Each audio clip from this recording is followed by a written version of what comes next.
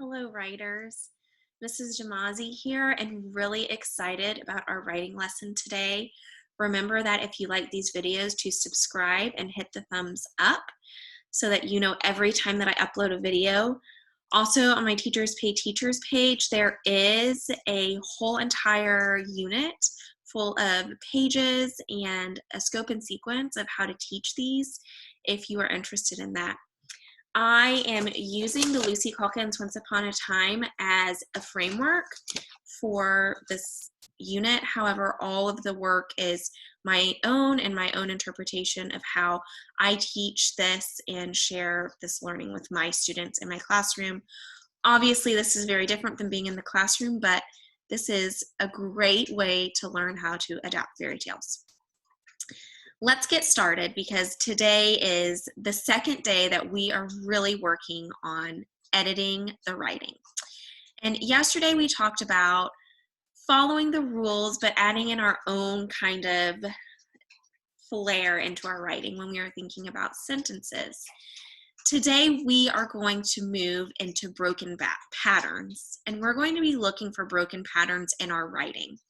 And oftentimes broken patterns happen because we were writing so fast and furiously that we forgot about periods, or we forgot that we were writing in present tense and started writing about things that had happened in the past, or we were writing so fast and furiously that we forgot to put in the quotation marks, or we may have forgotten exactly how the quotation marks go into our writing. So today we're going to be looking for patterns of how these things go in our writing, and we're going to fix them. So let's first look at all the things we know that we're going to do when we are editing our adapted fairy tales. Yesterday you read your sentences to make sure they made sense, and you made them better to make them winning sentences. Today you're checking for broken patterns. So the first thing you're looking for are going to be quotation marks. The second thing you're looking for are going to be periods. And the third thing you're looking for today are verb tenses. But before you start doing that, let's really dive deep into what those three things are so that you can feel really confident when you're going through your work and you know exactly what you're looking for. Quotation marks. Quotation marks in your writing go around the words that are spoken. So when I was going through my writing, I noticed that I had a sentence that said this: "Hurry up, Cinderella, and help me with my bag," said one of her stepsisters. I don't have quotation marks. The reason that we need quotation marks and that it is a broken pattern when we don't have them is because the quotation marks are so important for your reader. That tells your reader that somebody's talking, and if you're reading it out loud, it helps you know to change your voice. So instead of the way, "Hurry up, Cinderella, and help me with my bags," said one of her stepsisters, this is how I would then read it, knowing that this is what somebody said. "Hurry up, Cinderella, and help me with my bags," said one of her stepsisters. So remember the quotation marks, the two lines go around the words that that character says. Another broken pattern we might find in our writing are periods. You need a period after a complete sentence. And to know when to put that, you need to know that a sentence is a person or a thing doing something. For instance, you might find something like this in your writing, like I found. "She ran across the street with tears streaming down her face. She sat on the bench and cried. This weird woman surprised her." Oh man, I could barely even breathe. That's because I had a lot of complete sentences but no periods. A period is so important because your reader doesn't know to breathe or to stop if you don't have a period. So watch how it changes the way I read when I put a period and then a capital letter in the correct places, because remember, every sentence starts with a capital letter. "She ran across the street with tears streaming down her face. She sat on the bench and cried. This weird woman surprised her." It helped me to stop and pause. It made more sense to me, and I was able to breathe. So you're looking for those broken patterns where you forgot to put periods. The last thing that I really want you to look at today when you're reading and editing your writing are verbs. Your verbs need to match. If you're talking about a story that's happening in current time, it's happening right now in the present, you need to make sure that all of your verbs are in the present. If you're talking about something that happened in the past, All of your verbs need to be in the past, but you can't mix and match. It doesn't make sense and it's very weird. That is definitely a broken pattern. Watch what I found in my writing so that you can see what a broken pattern with verb tenses looks like. Cinderella wants to help pick up trash. She loves helping her community and loved making her city look beautiful.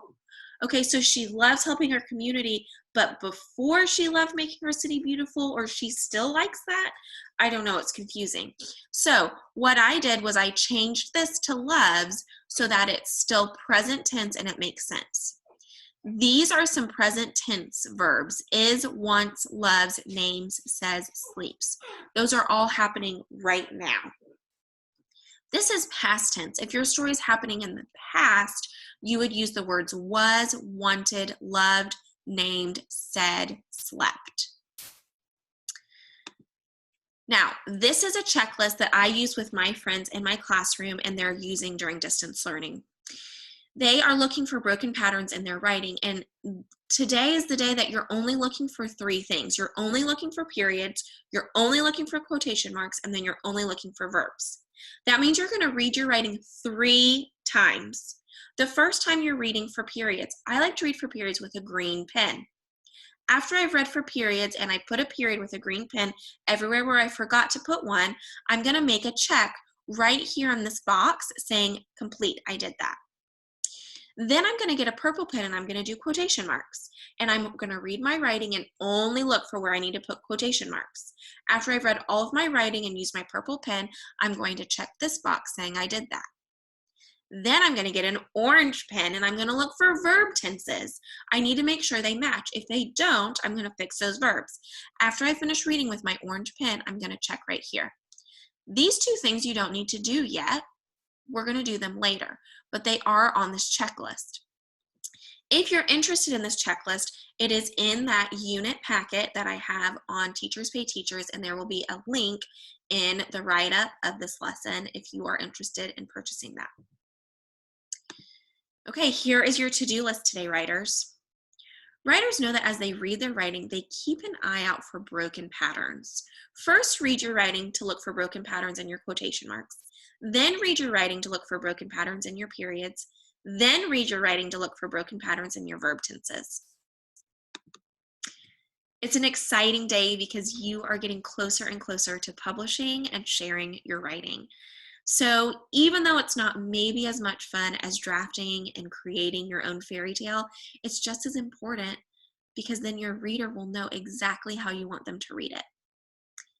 Enjoy looking for your editing patterns and have fun with those different colored pens while you edit.